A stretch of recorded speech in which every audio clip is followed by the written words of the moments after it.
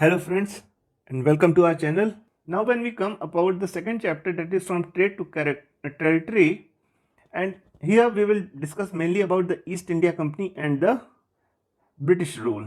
Now many foreign companies came to India, and most prominent among those were the English and the French. The first to come was Portugal, and then came the Dutch, then the English, then the last was France. As you all know, who came first in India? He was Vasco da Gama. He was of Portugal. तो Vasco da Gama जो है वो सबसे पहला था जो भारत से trade के लिए आया, और ये 15th सेंचुरी के एकदम लास्ट में 1498 में आया.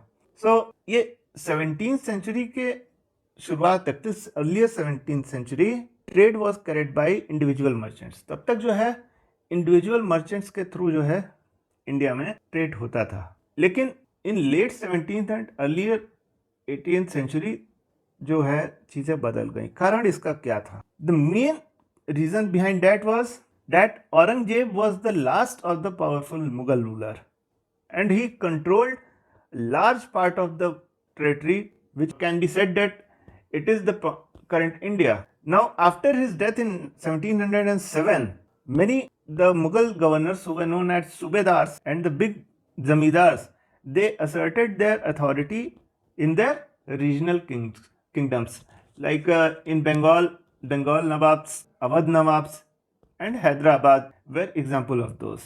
And another example was of the Marathas. So in fighting among these were common. This gave the chance to Britishers to expand their power. Also, the European countries now formed trading companies. They formed trading companies to establish trade with India in a very organized manner. First it was not organized, first it was on individual level. जैसा कि हमने पहले बताया कि ये पहले individual level पे था, लेकिन फिर उसके बाद जो है ईस्ट इंडिया कंपनी, उसी के साथ साथ फ्रेंच ईस्ट इंडिया कंपनी, फिर डेनमार्क की जो ईस्ट इंडिया कंपनी, मतलब सभी ने एक ईस्ट इंडिया कंपनी को फॉर्म किया, who was to trade in India. The East India Company acquired a charter from the then ruler of England, and she was Queen Elizabeth I.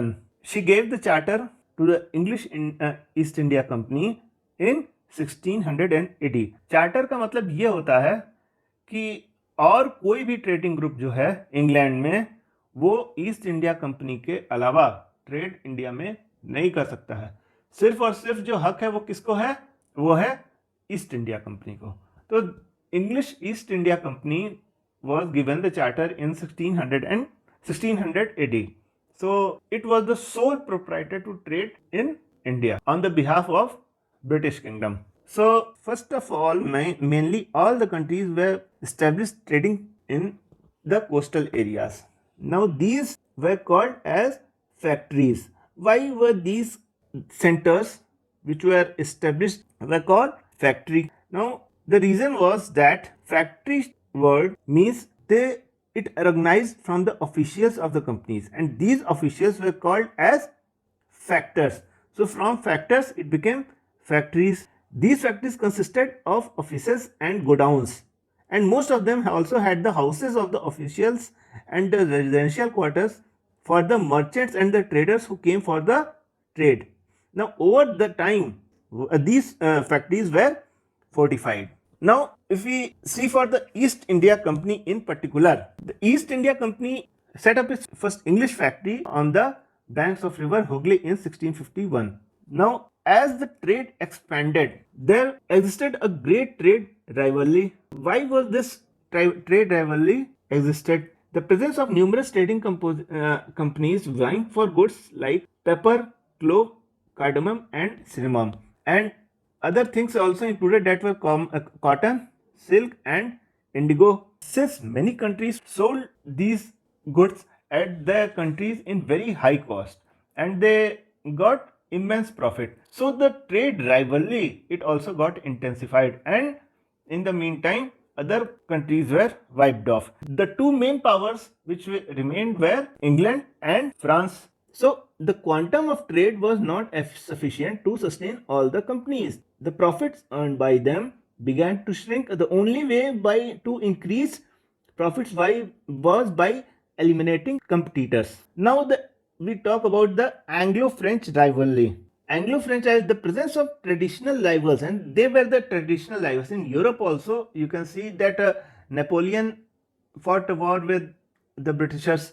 The French rivalry was very old, and it carried on in India also. So basically, the center of the Anglo-French rivalry was Karnataka. So many wars were fought between them, and due to the region being Karnataka, they were known as the Carnatic Wars, the Anglo-French Wars.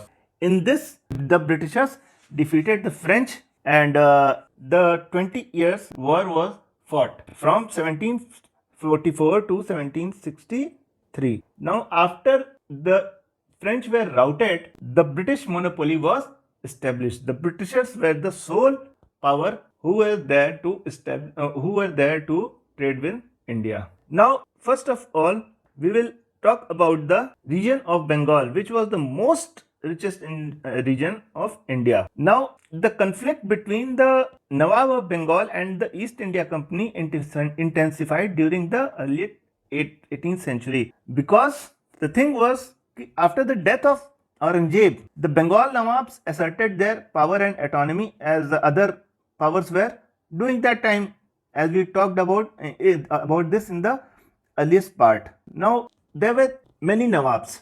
In 1717, the English got the right to trade without paying customs duty. But the problem was, even some Britishers, not only the Britishers, some of their officials also started to start their own private trade.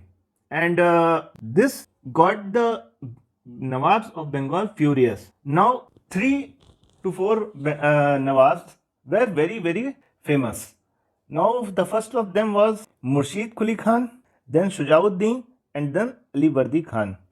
Now, Ali Vardi Khan put two conditions that if the Britishers had to trade, they will have to follow these conditions. First, the British officials will have to pay customs duty, and then the company had to stop its fortification. But the Britishers, they refused to pay any type of customs duty, because they accused the Nawabs that they were cheating, and they undermined the authority of the Nawabs. They also minted the coins, and they didn't stop extending the fortifications. This led to the worsening relations between the Nawab and the Britishers. This reached its zenith in the rule of Sirajud-Dowlah. Sirajud-Dowlah ordered the Britishers to remove their fortifications, which they didn't do. And after Ali Vardi Khan died in 1756, Sirajud-Dowlah was crowned as the Nawab of Bengal.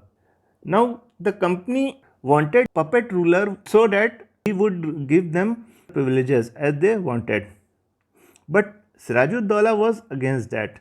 He asked the company to stop meddling in the political affairs of the Bengal and stopped fortifications and pay all the revenues. After the British India Company, it accused Nawab of deceit. Nawab Sirajud-Dowlah was deceiving.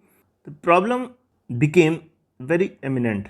Now, the Nawab Sirajud-Dowlah, he marched with 30,000 soldiers to the English factory at Qasim Bazaar and captured some company officials. He locked the warehouse and disarmed all the Englishmen. Then he marched to Calcutta to establish control over the company's fort. In 1757, the officials who were there, the British officials who were there in Madras, they asked Robert Clive to fight against this, and this led to the famous Battle of Plassey. Now, Robert Clive led the company's army against the Sirajud-Dowlah's army in Plassey. In the Battle of Plassey, which was fought in 1757, the army of Sirajud-Dowlah was defeated. Sirajud-Dowlah was killed in the battle. What was the main reason why this battle was won by Robert Clive, because the main commander-in-chief of Sirajud-Dowlah, Mir Jafar, he didn't support the Nawab and never fought the battle at all. So Clive also managed to secure the support of Jagat Seth, who was the richest banker of Bengal. Now the British power got a strong foothold as a consequence of Battle of Plassey in Bengal. Mir Jafar was made a puppet Nawab. Britishers used him as a golden shank, मतलब सोने की मुर्गी, क्योंकि जो लगातार जो है उनको ट्रेड कंसेशंस देते रहे, लेकिन जब वो क्षमता जो है वो ख़त्म हो गई, when he was unable to give them those type of concessions, so the company installed Mir Qasim as the Nawab. Now Qasim gave the right to the company to collect revenue in Burdwan, Midnapur and Chittagong region of Bengal. He tried to free himself from the shackles of the Britishers. Now the Britishers decided that the time was there to dispose Mir Qasim also. This led to the famous Battle of Buxar, which is considered as one of the most decisive battle of Indian history. Now Mir Qasim was defeated by the Britishers in a series of battles. Then he fled to Awadh. He formed an alliance with the then Nawab of Awadh, who was Sujauddaulah, and Shah Alam II, who was the Mughal emperor. The combined armies of these three rulers, they fought at Buxar at 22nd October 1764. In this battle of Buxar, Britishers defeated the combined armies of these three rulers. So this was a very decisive battle in Indian history. After then, a treaty was signed between these three and the Britishers. The Mughal Emperor Shah Alam II, he granted the Diwani of Bengal, Bihar and Orissa. Now at that time, Bengal comprised of Bengal, Bihar and Orissa. So Bihar and Orissa was the part of Bengal only. So the total Diwani of Bengal was granted to Britishers by Shah Alam II, the Mughal emperor.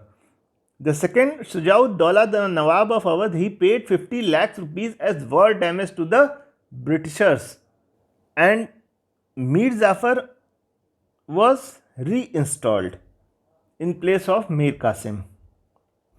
Now the Britishers were the supreme powers in Bengal and mainly the northern India, because from Delhi to Calcutta, no other power was as powerful as the Britishers.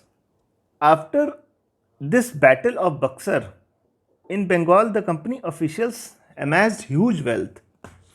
Robert Clive, when he left India, his total worth was 4,01,102 pound at that time. He was himself involved in so much corruption, and he also committed suicide in 1774. Now after the Buxar battle, East India Company, it became the real ruler in Bengal. अब वहाँ पे क्या हुआ कि the revenue was collected directly by the East India Company, and a small portion of that revenue was given by the Nawab to run administration. So अब क्या हो गया कि रेवेन्यू जो है वो सीधे कंपनी के पास जा रहा है, और उसमें से एक बहुत ही छोटा सा हिस्सा जो है वो दे दिया जा रहा है किसको, जो नवाब हैं, ताकि वो एडमिनिस्ट्रेशन को रन कर सकें. So all the power was with the Britishers and they did not have any responsibility, while Nawab, he had all the responsibilities but had no power. So this system was called dual system. Hindi में इसको द्वैध government भी बोलते हैं. So the people of the Bengal, they suffered immensely under this system. Now, there was a very ravaged famine that occurred in Bengal in 1717, but the company did not provide any assistance to the people, and neither the Nawab provided, because he was bereft of any revenues. But the dual system of Bengal was ended in 1772 when Warren Hastings came as the British Governor General of Bengal. Later on, he became the Governor General of India also. But first, he became the Governor General of Bengal. This is a point to be remembered. If you are asked that who was the first Governor General of India, it was Warren Hastings. And who was the last Governor General of Bengal? He was also Warren Hastings. So there is 2 points to remember. He remained the Governor General of India till 1785, and Bengal was brought under the direct rule of East India Company. So he started his steps to take other parts of India also in the British influence. We will talk about these other parts in the next episode. Till then, thank you and be with us.